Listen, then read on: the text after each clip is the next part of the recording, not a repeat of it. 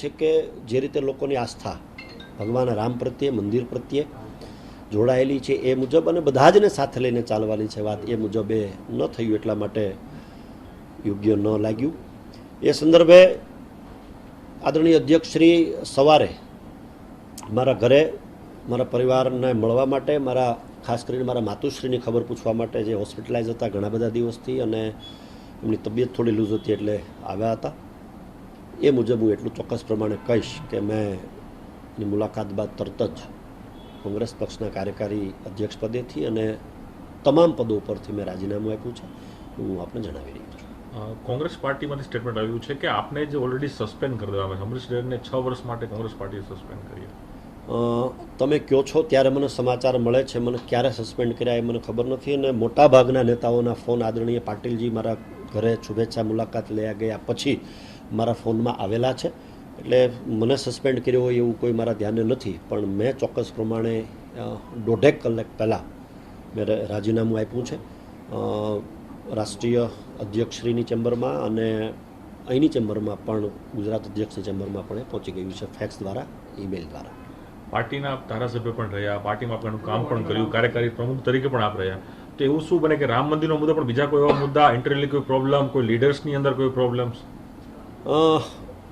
દરેક રાજકીય પાર્ટી હોય તો પણ ભલે, કોઈ સંગઠન હોય તો પણ ભલે, ખૂબી ને ખામી બધી જગ્યાએ રહેવાની છે.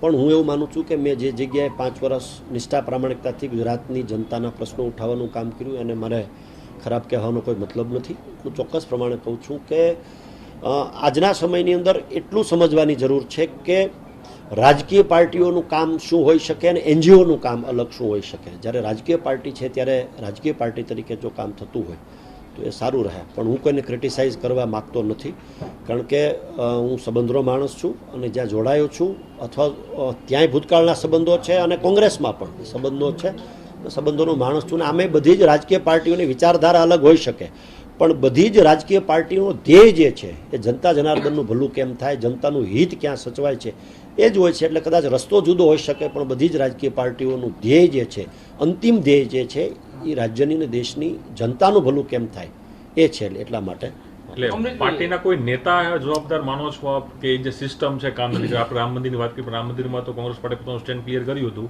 કે લોકો જશે નહીં, પરંતુ તેઓ આસ્થા તો રાખે છે, મંદિરોમાં પણ ગયા હતા, તો એ કેમ કોન્ટ્રોવર્સી એ વાતમાં થાય છે?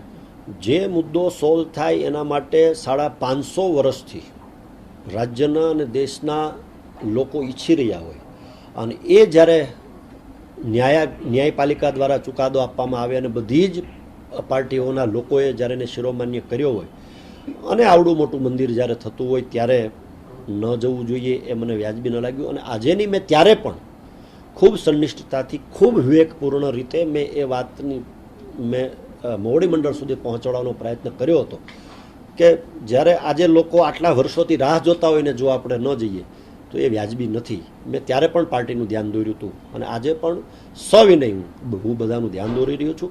કોંગ્રેસ પાર્ટીનું કે કોંગ્રેસ પાર્ટીના કોઈ આગેવાનોનું હું ક્યારેય ક્રિટિસાઇઝ કરવા માગતો નથી. એ લોકોએ જે સ્ટેન્ડ લીધું હોય પણ હું કોઈને ક્રિટિસાઇઝ કરવા માગતો નથી. ભાજપમાં ક્યારે અમરીશ ડેર આવે?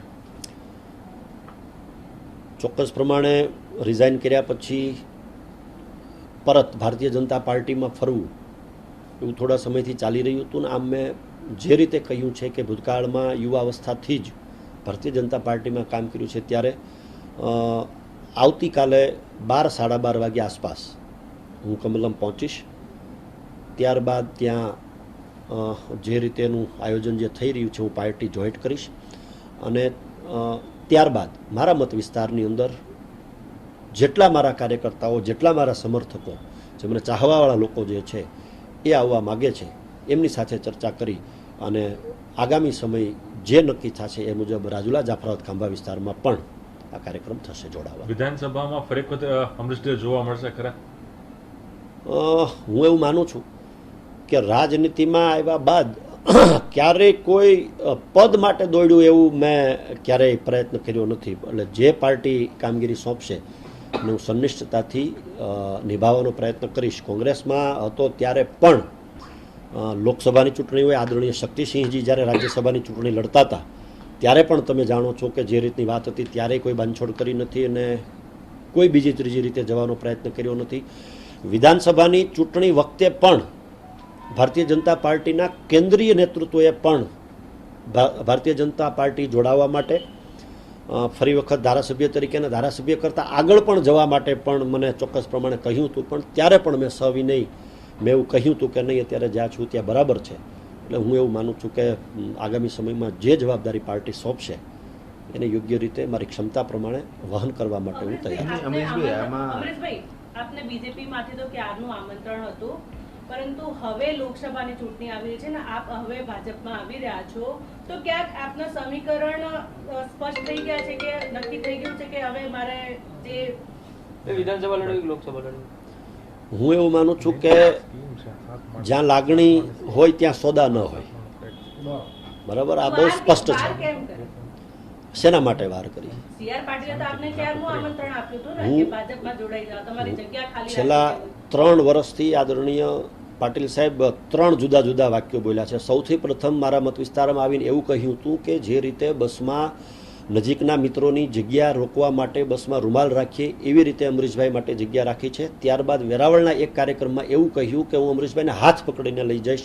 ત્રીજા કાર્યક્રમમાં એબીપી અસ્મિતાના 8 વર્ષ પૂર્ણ થતા હતા અને એ કાર્યક્રમમાં પણ એણે એવું કહ્યું કે જાહેર મંચ ઉપરથી કહ્યું છે એટલું જ નહીં, મેં એ સિવાય પણ ઘણું બધું કહ્યું છે અને જો એ આવે તો આવકાર્ય છે. એટલે હું એવું કહું છું કે તો ઘણા સમયથી ચાલતું હતું, પણ અમુક મુદ્દા આધારિત મારી જે વાત હતી એમાં સૌથી દુઃખ રામ મંદિરના મુદ્દા માટે જે અવગણના થઈ એ ન આપેલું થયું એટલા માટે અત્યારે નિર્ણય કરવા માટે. પણ એ પણ વાત હતી કે રાહુલ ગાંધી ગુજરાત આવે એટલે કોંગ્રેસના નેતાઓને રાજીનામું અપાવવા જોડવા એ આખો એક માહોલ હતો. આખું ભૂતકાળમાં આપણે અનુભવ આખું તે સમય સ્ટેટમેન્ટ પણ આપતા હતા જ્યારે લોકો રાજીનામું આપતા હોય ત્યારે કોંગ્રેસના નેતાઓ. હું એ લોકોની સ્થિતિ કદાચ જુદી છે અને મારી વાત પણ એટલી જ છે કે જે યથાયોગ્ય નિર્ણય થયો હોય, કુટુંબ સાથે થયો હોય, પરિવાર સાથે થયો હોય, મિત્રો સાથે થયો હોય, શુભેચ્છકો સાથે થયો હોય, કાર્યકર્તાઓ સાથે થયો હોય, એ મુજબ ચાલ્યો છું. ને હજી ફરી વખત હું મારી વાતને રિપીટ કરવા માગું છું કે આ દેશની અંદર એકતા છે, પણ એ વિવિધતામાં એકતા છે. અને જ્યારે વિવિધતામાં એકતા હોય ત્યારે બધા જ પાસાઓ, એ ધર્મનો પાસો હોય તો પણ ભલે, રાજનીતિનો પાસો હોય તો પણ ભલે, કોઈ કામ કરવા માટેની કોઈ બાબત હોય તો પણ ભલે, કોઈ નીતિ બનાવવાની કોઈ વાત હોય તો પણ ભલે, કે બીજી ત્રીજી કોઈ વાત હોય તો પણ ભલે, આ બધી જ વાતોને સંકલન કરીને જો ન ચાલીએ તો મને વ્યાજબી લાગતું નથી. અને એવા સમયે કે જ્યારે વર્ષો પછી જ્યારે કોઈ મુદ્દો યોગ્ય રીતે જ્યારે થતો હોય તો એ બાબતમાં પણ જો